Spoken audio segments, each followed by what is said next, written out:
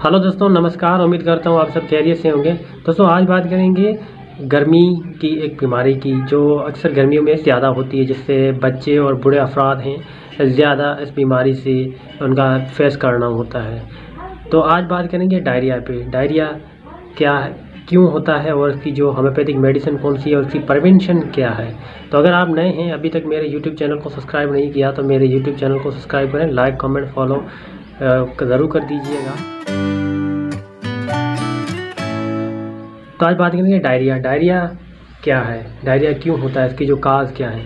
अगर किसी इंसान को दिन में 3 मरतबा से ज़्यादा बाथरूम जाने की नौबत पड़ रही है, पानी जैसे पतले दस्त लग रहे हैं, तो इस कंडीशन को हम डायरिया कहते हैं। साथ में अगर किसी को उल्टी वगैरह भी होती है तो इस कंडीशन को वैसे भी डायरिया कहा जाता है। तो इसके जो काज क्या हैं, इसके काज जो हैं वैसे तो इसके बहुत से रीज़न हैं, लेकिन आम देखा जाए तो इनके जो 3 कारण ज़्यादा होते हैं। Bacteria, parasite, virus. लोग जो हैं सैनिटेशन का जो मसला होता है, उनमें जो साफ़ सफाई नहीं होती, उनके जो बाथरूम वगैरह भी क्लीन नहीं होते या पब्लिक टॉयलेट जो इस्तेमाल करते हैं, उनकी वजह से भी डायरिया होता है। अगर कोई ऐसी जो देहात में लोग बाहर जाते हैं, बाहर जो तो उसकी वजह से भी होता है। तो इसलिए तो कहते हैं कि बाथरूम जो पर्सनल है वो यूज़ करें और साफ़ उसको भी क्लीन रखें। और अगर नालियाँ वगैरह बाहर ज़्यादा खुली होती हैं, जो गटर नालियाँ वगैरह होती हैं, तो वो भी डायरिया का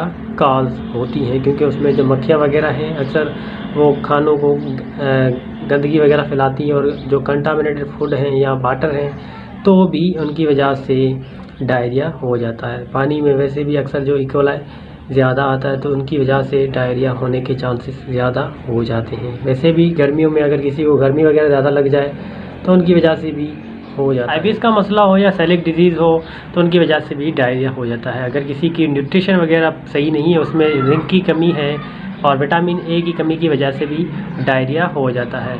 तो उसके जो साइन सिम्टम्स क्या आते हैं पेशेंट में, जब दिन में 2 मरतबा से ज़्यादा बाथरूम जाने की नौबत आ रही हो, पानी जैसे पतले दस्त लग रहे हों, साथ में उसकी जो उल्टी जैसा भी उनको उल्टी हो रही हो, किसी को उल्टी हो भी जाती है। उल्टी का कोई अलग से फंक्शन भी होता है, लेकिन डायरिया में भी उल्टी होती है। साथ में जो पेट में दर्द वगैरह भी होता है, इसमें मरोड़ वगैरह भी ज़्यादा आती हैं, बुखार वगैरह भी आना शुरू हो जाता है, और जो थकावट सी फीलिंग आना शुरू हो जाती है। जो पेशाब है वो थोड़ा कम आना शुरू हो जाता है। डिहाइड्रेशन जो होना शुरू हो जाती है, जब ज़्यादा लूज मोशन ज़्यादा लग जाते हैं तो जिस्म में पानी की कमी हो जाती है, इलेक्ट्रोलाइट्स की कमी हो जाती है। उसकी वजह से जो हार्ट रेट है वो भी इंक्रीज़ हो जाता है। उसकी जो नॉर्मल इंसान से उसका जो हार्ट रेट है वो भी थोड़ा इंक्रीज़ हो जाता है। उसमें जो डलनेस फील शुरू हो जाती है, उसमें जो थकावट सी फीलिंग होती है, उसकी जो शुगर वगैरह भी लो होना शुरू हो जाती है, बीपी भी है वो भी लो हो जाता है।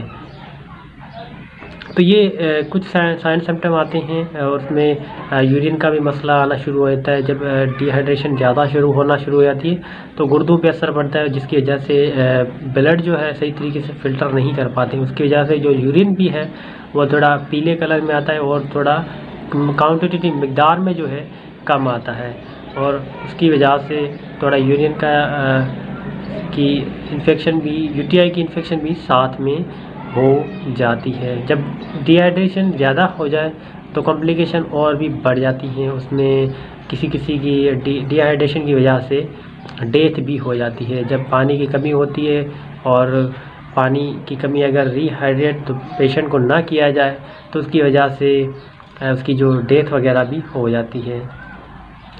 काफ़ी लोग समझदार हो गए हैं, जो है किसी को डायरिया वगैरह लगता है तो अक्सर जो ORS वगैरह पी लेते हैं, या IV लाइन मेंटेन करवा कर अपने आप को रिहाइड्रेट कर देते हैं। वैसे काफ़ी जो लोग हैं उनको नहीं पता होता, जो अक्सर देहात में रहते हैं वो अक्सर क्या करते हैं, जब किसी को डायरिया वगैरह लगता है तो उसका बच्चा हो या बड़ा हो, उनका जो अक्सर खाना वगैरह भी बंद कर देते हैं या लोग खाना छोड़ देते हैं। तो ऐसा ना करें, इसकी वजह से आप और मज़ीद बीमारी का शिकार हो सकते हैं। अगर आपको लूज मोशन वगैरह लगते हैं या आप उस लूज मोशन का शिकार है तो आप खाना वगैरह ज़रूर खाएं, साथ में आप ORS भी इस्तेमाल करें ताकि आपको जिस्म में पानी की कमी ना हो।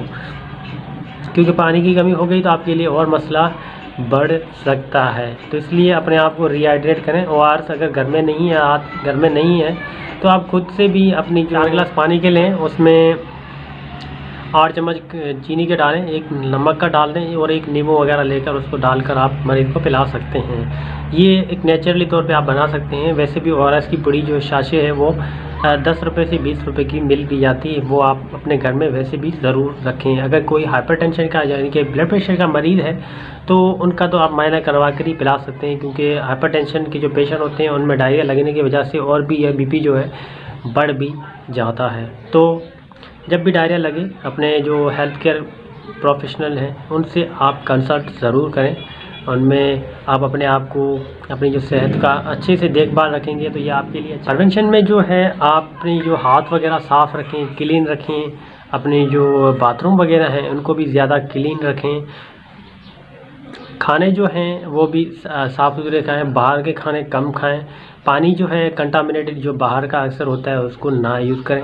अपने घर में जो पानी है उसको उबाल कर भी यूज़ कर सकते हैं, या अगर आपके पास RO लगा हुआ है तो भी आपके लिए अच्छा है। अब बात करेंगे होम्योपैथिक की मेडिसिन, जो कौन सी मेडिसिन होती हैं जो डायरिया में काम आती है। मैं जो पहले एक मेडिसिन का जो आपको एक बता देता हूँ जिसका कॉम्बिनेशन है बायो कॉम्बिनेशन नंबर 8। ये आप इस्तेमाल कर सकते हैं। ये आप दूसरी मेडिसिन के साथ भी इस्तेमाल कर सकते हैं। बायो कॉम्बिनेशन नंबर 8 का जो टैबलेट है तो ये किसी भी डायरिया की कंडीशन में आप इस्तेमाल कर सकते हैं। दूसरी मेडिसिन है जो वो मरीज़ का जो सिम्टम्स नोट करके वैसे दी जाती हैं। आप खुद से ना लीजिएगा, किसी भी होम्योपैथिक फिजिशियन से कंसल्ट ज़रूर कर दीजिएगा। अगर किसी को फूड पॉइजनिंग की वजह से डायरिया हुआ है, उसका जो मुंह खुश्क है, उसको बेचैनी वगैरह भी हो रही है, उसको जो खौफ होता हो कि मरने के दिन आ गए, तो ऐसे मरीज़ को आर्सेनिक एल्बम 30 में आप 2 ड्राप दिन में 3 मरतबा आप इस्तेमाल करवा। गर्मी की मौसम में पानी जैसे पतले दस्त होना शुरू हो जाए तो आप क्रोटन टेक 30 में इस्तेमाल करवा। अगर सुबह के वक्त दस्त शुरू हो जाए और जो बच्चा है दांत वगैरह निकाल रहा है, उसके जो अगर दस्त वगैरह शुरू हो जाते हैं तो आप उसमें पोडोफाइलम 30 में 2 ड्राप दिन में 3 मरतबा इस्तेमाल करवा सकते हैं। अगर दस्त लगने की वजह से जिस्म जो है ठंडा पड़ना शुरू हो जाए, जो जिस्म में पूरा उसका जो ठंडा पड़ना शुरू हो जाए, तो आप उसको वेट्रम एल्बम 30 में 2-2 ड्राप इस्तेमाल करवा सकते हैं। अगर दस्त कंट्रोल ना हो रहे हों, भाग कर बाथरूम जाना पड़े, या ऐसे जो दर्द के साथ दस्त होते हैं भाग कर बाथरूम जाना पड़े, तो ऐसे मरीज़ को जो है एलोस 30 में आप इस्तेमाल करवा सकते हैं। 2-2 ड्राप दिन में 3 मरतबा आप इस्तेमाल करवा सकते हैं। अगर किसी को टाइफाइड बुखार में अगर दस्त लग जाए, टाइफाइड का बुखार हो साथ में दस्त लग जाए, तो आप उसको बेप्टेशिया 30 में दिन में 2-2 ड्राप इस्तेमाल करवा सकते हैं। अगर बूढ़े अफराद में दस्त वगैरह लग जाएं और उनको दस्त भी कंट्रोल में ना आ रहे हों, उनको ऐसा लगे जो हर वक्त मुके से कुछ पाखाने या ऐसी कोई म्यूकस टाइप जैसी चीज़ निकल रही है, तो आप उनको कार्बोवेज 30 में इस्तेमाल करवा सकते हैं। साथ में आप ORS ज़रूर वगैरह इस्तेमाल कीजिएगा, ताकि जो आपकी जिस्म में पानी वगैरह की कमी हुई है वो आप रिहाइड्रेट कर सकें।